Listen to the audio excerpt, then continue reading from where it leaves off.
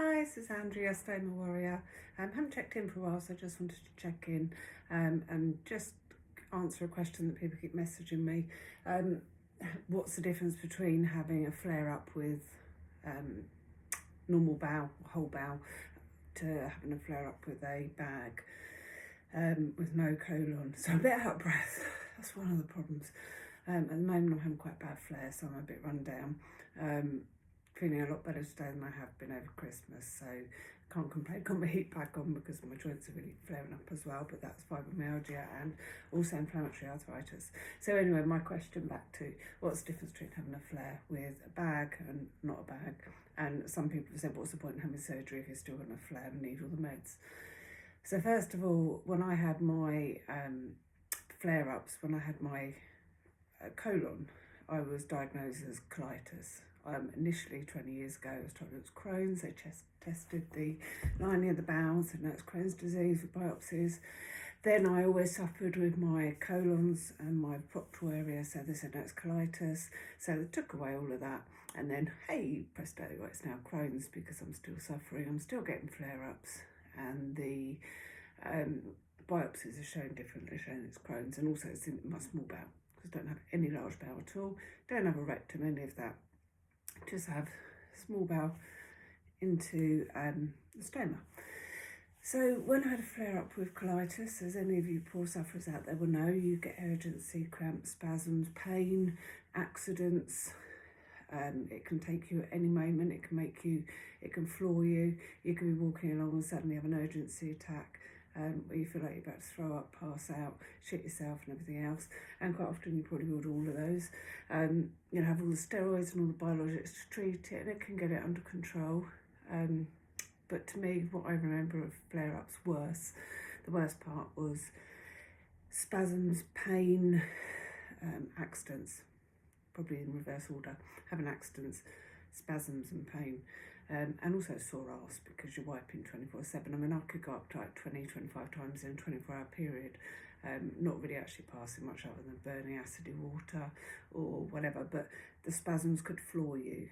They could really floor you. And the urgency, I mean, I had many accidents, mainly, thankfully, always at home, because when I got that bad, I didn't go out. Treated with, obviously, steroids, later biologics, various treatments. So forward now to 2016, had my colon removed. I'm now 23, almost 24, and I've got Crohn's. I've got a permanent ileostomy stoma, and I'm in a really bad flare-up, so I'm due to start biologics or a JAK inhibitor, undecided at the moment, in the next couple of weeks, and I'm back on steroids, budesonide, but I'm still eating like a horse and feeling like a hamster. So anyway, so what happens when you have a flare-up without a colon? It's a lot better. I have to say, I'm so grateful to my stoma. They're not nice. I shouldn't pinch my cheek, look, big pinch marks. They're not nice at all. I'm exhausted. I can sleep 24/7. I'm bloated. I'll share with you. Starting to look a little bit pregnant today, as many of you bowel sufferers will realise that yes, that's all fluff, all puff, all air. Gurgly, watery output, explosive output. But what's the difference? Well, the difference is don't have a bowel, don't have a large bowel, so don't have any nerves in my small intestine. You don't tend to have nerve endings in there, which is why the stoma doesn't hurt on itself, it's the skin around it. So you get a spasm, you get a gas explosive moment, and you don't know it's coming. You can't stop it, you can't do anything about it. It goes into your bag, so it's not going anywhere, it's not going to hurt anyone, it's not going to smell, it's not going to explode, hopefully. Hasn't yet today or this month. In fact, I very rarely explode, thankfully. And that's it. You get bruised, you get a lot of bruising, a lot of inflammation, a lot of pain on your abdomen. It's tender, don't touch it. If I lie down, it hurts even more. If I lie on my left, it hurts. If I lie on my right, it hurts. What else with a flare-up of Crohn's? Complete fatigue. Absolutely freaking knackered. I mean, obviously, just come through Christmas, but I'm talking about I'm sleeping till 10 o'clock every day. I was off work a couple of day and a half recently, which just never happens because normally I work from home, which means I can just sit at a computer tapping away. I'm not being a soldier or anything, I'm just literally sitting at a computer tapping away. And I step away when I need. My joints flared up really badly. Sorry, I've really bad Crohn's brain fog, which I know a lot of you will relate to at the moment. I'm trying to say something, I can't think what it is. Really annoying word, should be banished. Never should have heard it. I'll try not to make those horrible pauses. But yeah, mainly in general, it's the pain on your stomach, the bruising, the inflammation, the exhaustion, the joint pains. My inflammatory arthritis is through the roof. We're suffering really badly with spasms and swelling in my SI joint, which is, I'll show you, sort of, in case someone else gets it, like that, just one side. On the hip, just one side.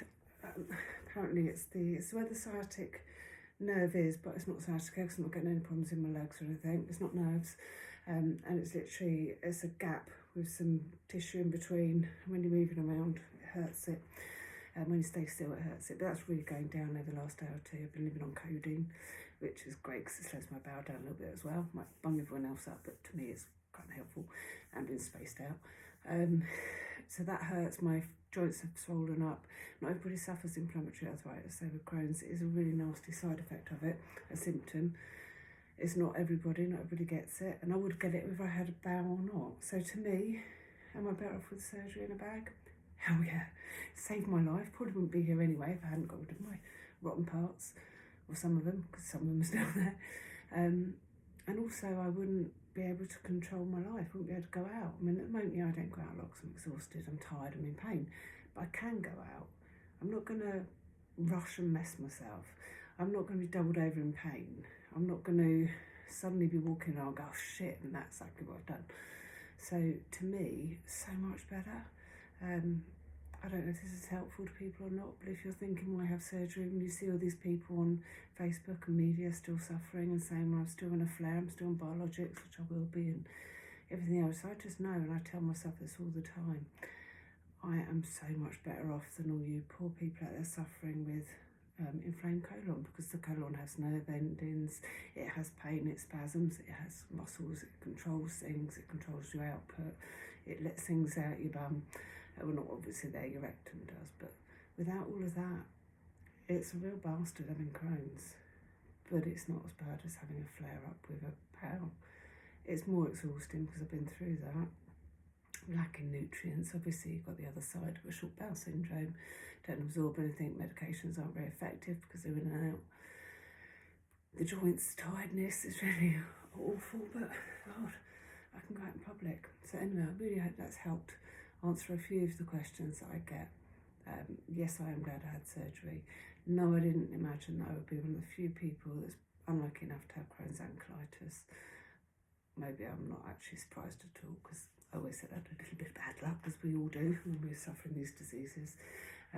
Yes, I would have that surgery again. I wish I had it sooner. I wish I had it as soon as I was diagnosed with colitis, because Jesus Christ, the embarrassment and the hell over the years I feel for everyone struggling still. This is manageable, so don't be frightened by it. You never know if you're going to develop further. Many millions percent, I don't know the percent, millions of people and a huge percentage of people never go on to develop further. So yes, colitis can be misdiagnosed. Mine was both, which is very rare. So go for it. If you need surgery, do it. It saves my life. It saved my life twice. I had 2 stomas with my second. It saved my life twice. Even when I had a J pouch, which I share on my story as to how living with that is, I still had disease in my rectum. I had disease in my cuff, which was the colitis side, and I still had accidents and everything, and it was absolute hell, and the spasms and the butt burn and all the rest. I don't get it now. It comes out in a bag. Yeah, okay, I have to empty the bag more often, it inflates, but night time my body wakes me up. Haven't had an accident night time for a very long time. I think I've only had one. Yeah, it's much better. Life's good compared. So yeah, if you're given that option, go for it. But thank you for all the questions you always send me. You really do make me think about it, and I hope my answering them helps you. Take care and have a good new year.